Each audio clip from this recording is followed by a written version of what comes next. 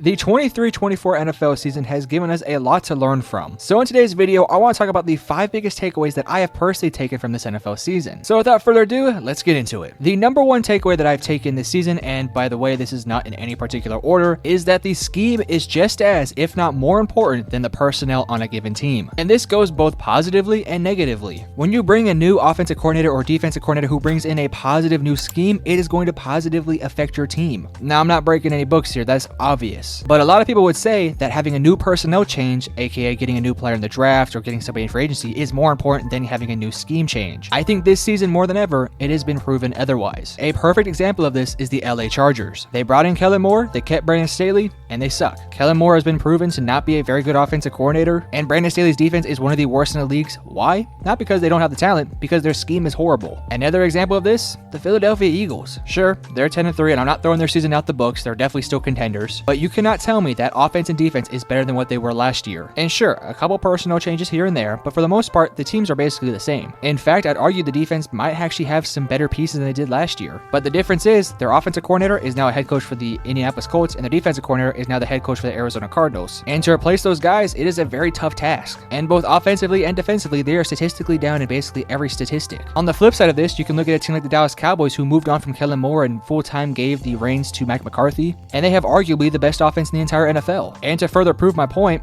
look at the 49ers. Despite having the Mr. Irrelevant Brock Purdy at quarterback, they are the best team in the NFL and offensively are a complete juggernaut. Not because Brock Purdy is this MVP level quarterback that people want to make him out to be, because their scheme and the players around them are fucking good. You put a bad scheme on that 49ers team, Brock Purdy's not good. That team is not good. But it correlates very nicely. They have a great offensive system to go along with a great personnel group. That is why they're the best team, and that is why Dallas is one of the best teams as well. The next biggest takeaway that I have personally taken this season is going to be that the backup quarterback is super duper important. Gone are the days where you pay your backup quarterback $500K. You have to pay your backup quarterback $5 million at the minimum. The best teams in the NFL have competent backup quarterbacks. And you want to know why? NFL quarterbacks are human beings too. They get injured. Just look this season at the number of quarterbacks that have missed time. Whether it's Anthony Richardson for the Indianapolis Colts, or Joe Burrow for the Cincinnati Bengals, or Aaron Rodgers with the New York Jets, hella quarterbacks have been getting injured this year. And if you're a team that genuinely wants to contend for championships and wants to make the playoffs even when your quarterback's injured, you have got to invest in a backup quarterback. Of course, this has always been kind of a hot topic of how much do you pay your backup quarterback, but I think this year has proven maybe more than ever that having a good backup quarterback is unbelievably important, because that New York Jets roster right now is looking pissed off at Zach Wilson and all their other quarterbacks when they could have had Mike White, who could have kept their team afloat. Had they picked up a guy like a Cooper Rush or one of those stud backup quarterbacks like a Gardner Minshew, they might be in the playoffs right now. But instead, they decided to roll with Zach Wilson and Tim Boyle, and look where they're at. Whereas on the other side of things, look at the Indianapolis Colts. Anthony Richardson goes out for the season, they're 7-6 and have a great chance of making the playoffs. Why? Gardner Minshew's a good backup. Just imagine right now if Josh Allen was to go out for that Buffalo Bills team, they would be a complete disaster. Now, I'm not saying you make your backup quarterback a $20 million player, but what I am saying is there's enough talent to go around. If you can find a backup quarterback, you pick him up and you sit him on your bench and you pray to God you don't have to play him, but when that situation ultimately does arise, you start him and you let him play it out. Having backup quarterback depth is arguably one of the most important positions to have good depth at, because sure, they may not play, but when your starting quarterback goes out for any given point of time, you have to have your backup quarterback play at a very high level. The quarterback position is the most important position on any NFL team, and when your starter goes out and you want to continue to contend or win games, you have to have a competent quarterback. And as I mentioned earlier, there are a ton of backup quarterbacks that are currently playing, and they are going to be getting a pay raise this summer. Whether it's Joshua Dobbs, Gardner Minshew, or hell, even Jake Browning the way he's playing, those guys are going to get pay increases because their services are extremely important. So as I said, gone are the days of paying your backup and third string quarterback nothing. They're going to start getting paid some serious cash. But now let's move on to my third biggest takeaway, and that is going to be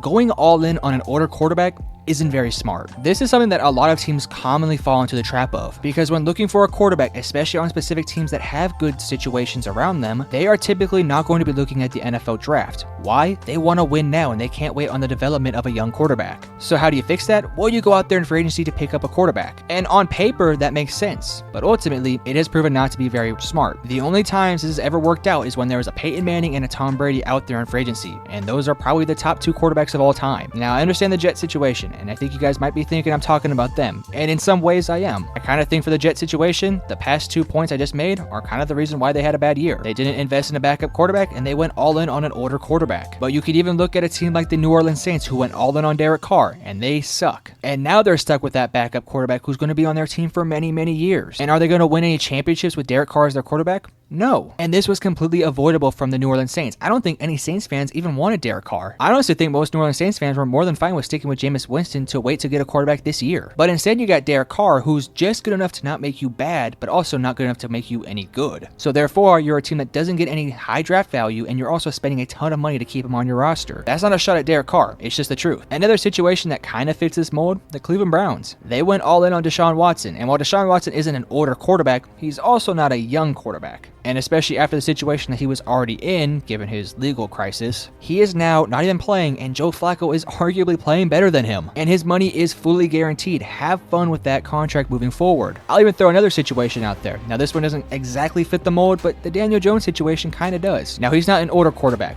but he's an unproven quarterback. He's reached his potential. This is the best we're ever going to see Daniel Jones. And you paid him a ton of money and went all in on him, and it's backfiring. Tommy Trevito is currently outplaying him right now. Yes, Mr. Italian himself is playing better than Daniel Jones, the same guy who last year took that team to a playoff spot. Now I know that doesn't exactly fit what I just said regarding the takeaway, but you kind of get my point. The next takeaway I have, and this is something that isn't necessarily new, but I do think this year kind of reinforces the idea. You have to be patient on young quarterbacks. And this applies to basically every quarterback in this draft class. We'll start with Will Levis. He didn't play a whole lot early this year, but they were patient and deliberate about their development of the player, and here he is now playing at a pretty decent level. This guy, who was a second-round draft pick and many people thought was never going to be a face of a franchise, is now looking like he could potentially be that guy. And you want to know why? They were patient. They didn't throw him out there in the wolves. Even though people were asking for him, they were patient with his development, and look where he is now. Anthony Richardson, they didn't rush him back from injury. They're going to be patient with his injury to develop him further. Sure, if he didn't get the injury and would have played just a few weeks later, this team would probably be better, but they realized they have to be patient with this injury because ultimately he is their future guy. He is the face of their franchise moving forward, and if you want him to be that guy, you have to let him heal. Patience. CJ Stroud. Now this one is a bit more interesting. He was horrible in the preseason. Hell, he was pretty bad in week 1. And there were some people, not me at least, who were saying that he should be benched for Davis Mills just so he can kind of sit back and relax. But look at him now. He is now currently in the MVP conversation, which after his most recent week isn't going to happen, but he was in the debate for a little bit. He's going to run away with the Offensive Rookie of the Year award, and he is clearly the future of the Houston Texans.